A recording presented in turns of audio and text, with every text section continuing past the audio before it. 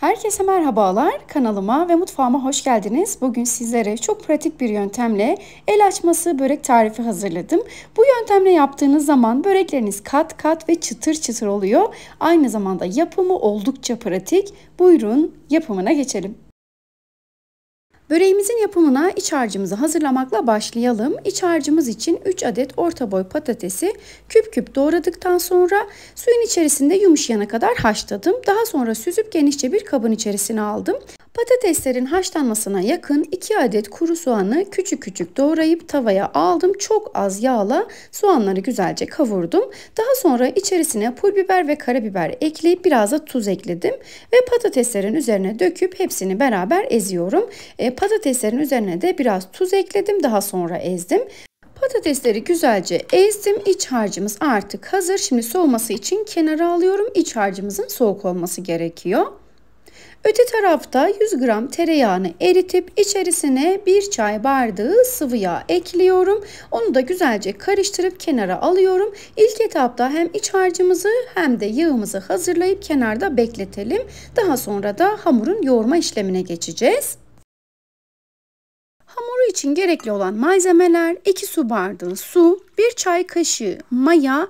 Ben genelde bu tarz böreklerde çok az da olsa maya kullanıyorum ama dilerseniz mayasız da yapabilirsiniz.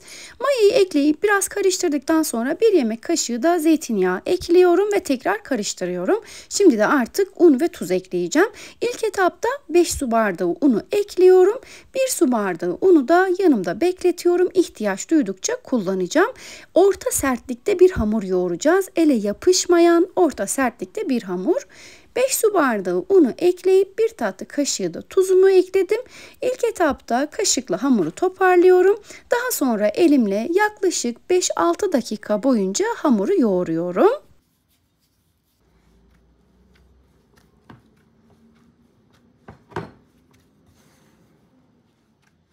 Hamurum artık hazır. Görmüş olduğunuz gibi tam da bu kıvamda olmalı. Ele yapışmayan, orta sertlikte bir hamur. Hemen şimdi sizlere yakından da kıvamını göstermek istiyorum. Kıvamı tam da böyle olmalı. Hamuru yoğurduktan sonra hiç beklemeden hemen tezgaha alıyorum ve bezelere bölüyorum.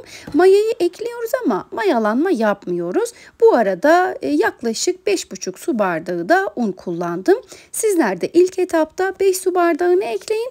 Daha sonra ihtiyaç duyarsanız azar azar ekleyip bu kıvamda bir hamur yoğurursunuz. Hamuru tezgaha aldıktan sonra tezgahta da biraz toparladım. Daha sonra biraz açarak 2 eşit parçaya böldüm. Ve her bir parçasını da yine küçük parçalara böldüm.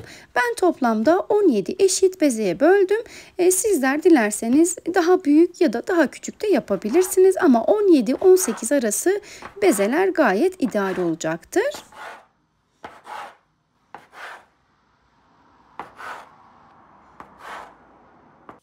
Hamuru böldükten sonra hemen bir parçasını alıyorum. Avucumda içeriye doğru katladıktan sonra bu şekilde yuvarlıyorum ve tezgaha diziyorum.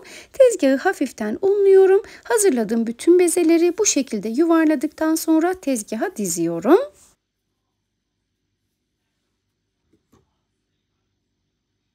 Bezeleri hazırladıktan sonra hiç beklemeden ilk yaptığım bezeden açmaya başlıyorum. Tezgahı biraz unluyorum. Daha sonra merdane ya da oklava yardımıyla şöyle uzunlamasına biraz açıyorum.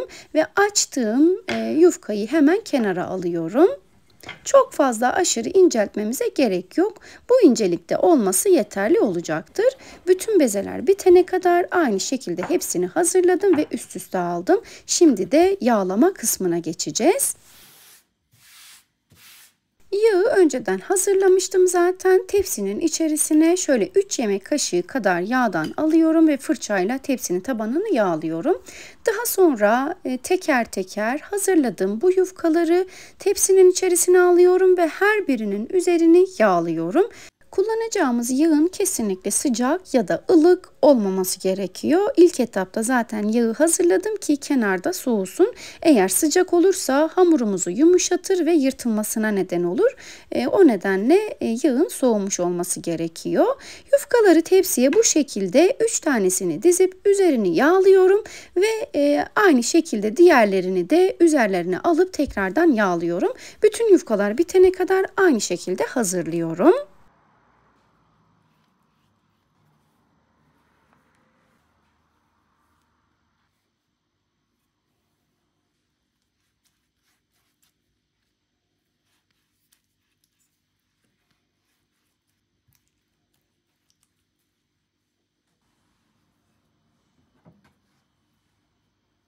Yufkaların hepsini aynı şekilde hazırladım. Son 2 tanesinin üzerini de yağlıyorum ve şimdi bu aşamada üzerini kapatacağız. Bir 15-20 dakika kadar dinlendireceğiz.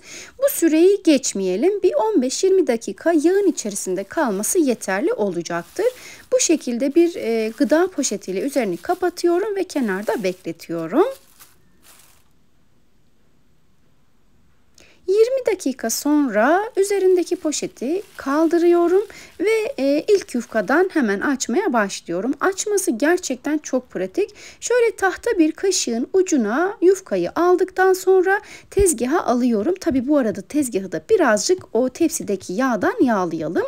Ve elimizde bu şekilde bastırarak açalım. Daha sonra biraz çekiştirelim. Tekrardan açalım. Belli bir uzunluğa getirdikten sonra uç kısmına iç harcımızı yerleştirelim. Şöyle 1 yemek kaşığı kadar patatesten yerleştirelim. Daha sonra kaşığın sapıyla sararak böreğimizi bitirelim. Yapımı gerçekten çok pratik. Bunu hiç hamur açmayı bilmeyenler bile çok kolay bir şekilde yapabilirler. Kat kat ve çıtır çıtır oluyor. Lezzeti de zaten efsane oluyor. Mutlaka deneyin. Sizler de ne kadar kolay olduğunu anlarsınız. Tabii bunu kaşıkla yapmak zorunda değilsiniz. Dilerseniz oklavaya da aynı şekilde sarıp yapabilirsiniz. İç harcı olarak da ben patates kullandım. Sizler bunu peynirli, kıymalı, pırasalı, ıspanaklı dilediğiniz iç harcıyla yapabilirsiniz. Hepsiyle de çok lezzetli olacaktır. Bir de yufkayı sararken yırtılmasından korkmayın. Yufkalar yırtılabilir, hiç sıkıntı değil. Siz sarmaya devam edin. Çekiştirerek sarın. Yırtılsa da zaten siz sardıkça hamur kendini kapatacaktır. O yırtılan yerler kapanacaktır. Böyle çekiştire çekiştire sarın ki incecik kat kat çıtır çıtır olsun.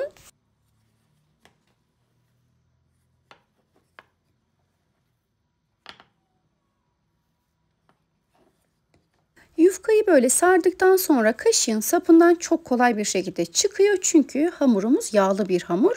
Oklavayla yapsanız da yine kolay bir şekilde oklavadan çıkacaktır. Bu şekilde hazırlıyorum ve pişirme kağıdı serili tepsiye diziyorum.